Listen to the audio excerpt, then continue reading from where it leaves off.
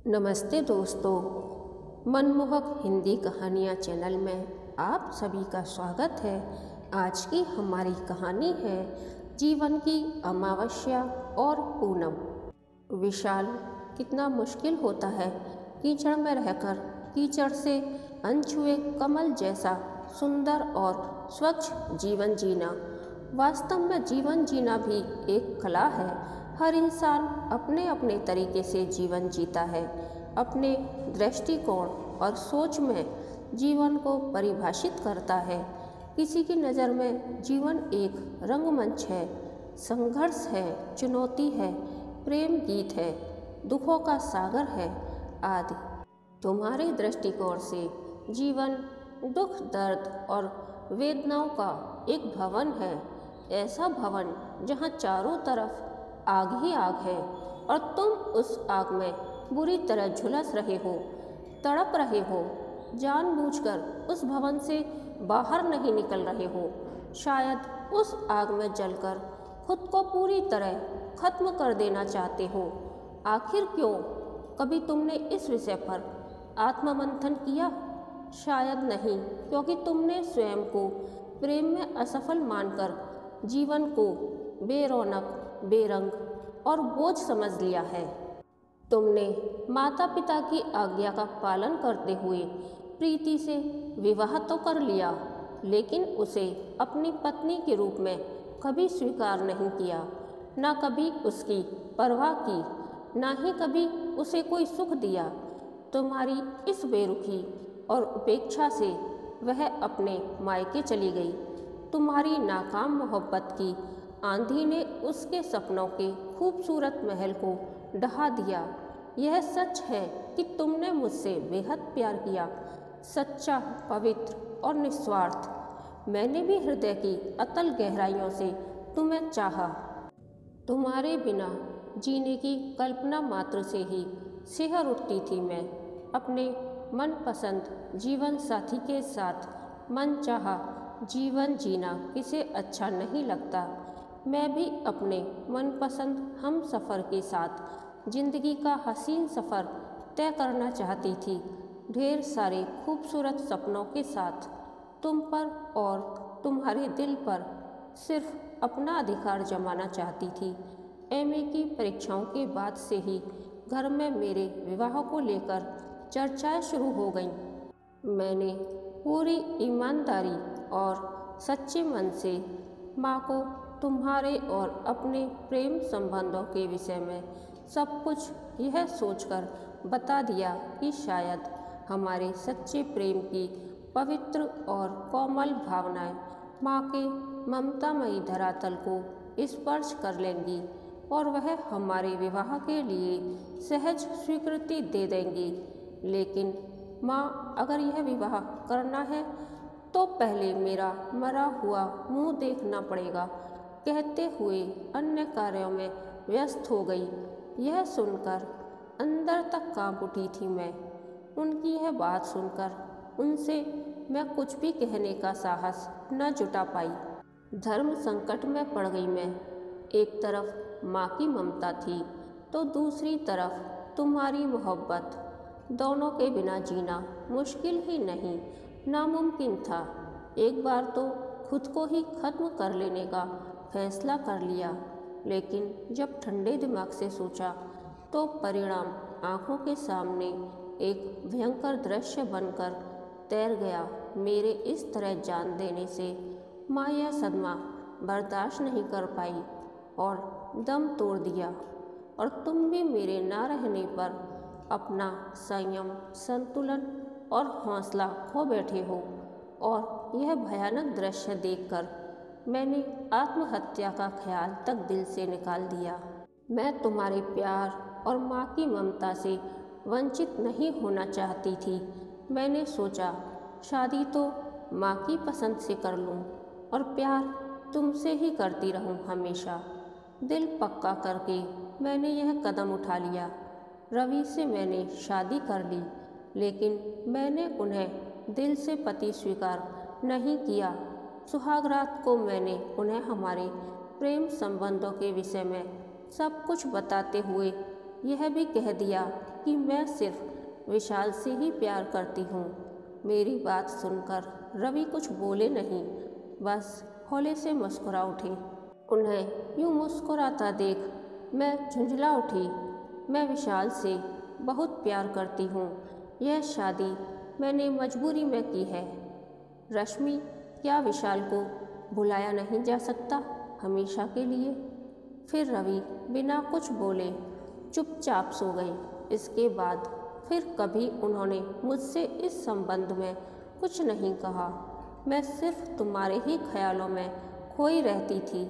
मैंने तुमसे फ़ोन पर बात करने की कोशिश भी की, लेकिन तुम शायद मुझसे बात नहीं करना चाहते थे। तुम्हारी बहन मुझे तुम्हारे विषय में सब कुछ बताती रहती थी।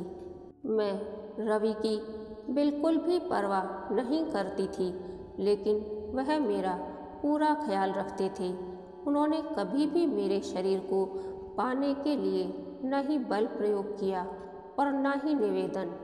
एक दिन मैंने उनसे कहा, क्या आप मेरे परिवार से यह झूठ बोलकर कि मैं किसी दूसरी लड़की से प्रेम करता हूँ और इस कारण रश्मि को तलाक देना चाहता हूँ, मुझे आज़ाद कर सकते हैं, जिससे मैं अपने प्यार विशाल को पुनः पा सकूं?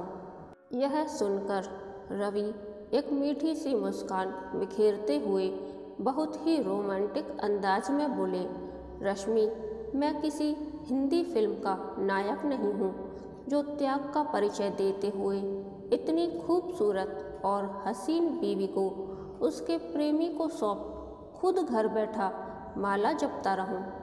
तो क्या हम लोग इसी तरह अपना जीवन व्यतीत करेंगे? मैं परेशान स्वर में बोली, नहीं, बिल्कुल नहीं।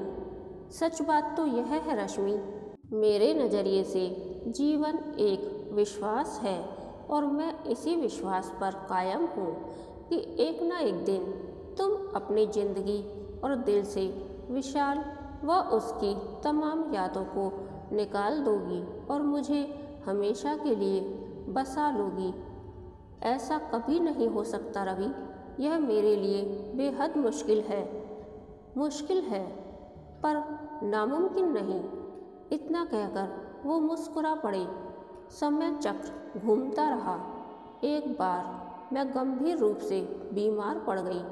रवि ने जी जान से मेरी देखभाल की, मेरी सेवा में दिन रात एक कर दिया।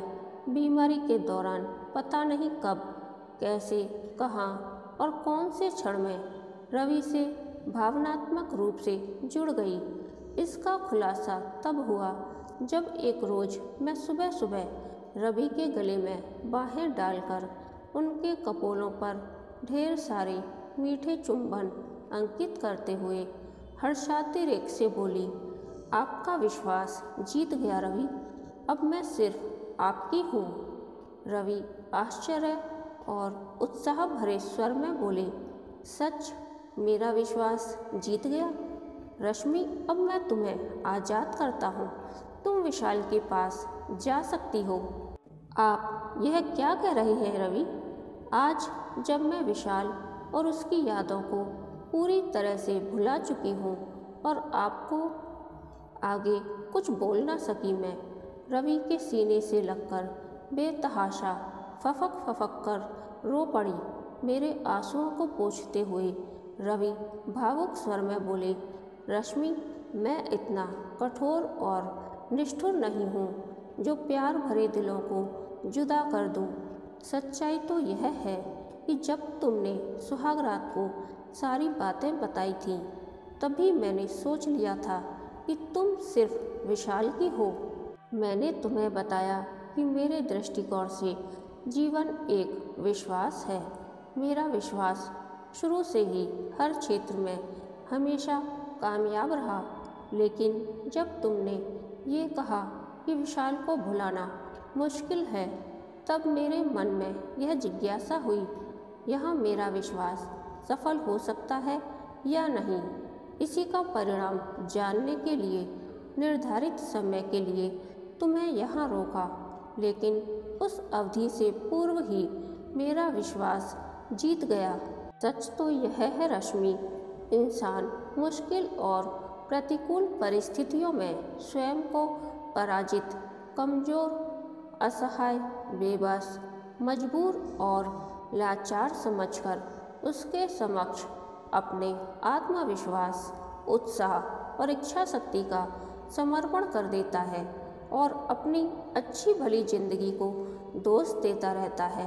लेकिन यह जीवन तो अनमोल है, तो फिर इसे हम क्यों व्यर्थ गंवाएं? अगर हम अपने धैर्य, संयम, साहस और संतुलन से पुनः एक ठोस विश्वास, नए अंदाज, नए उत्साह से जीवन को परिभाषित करें, तो हम अपना मनपसंद और मनचाहा जीवन जी सकते हैं।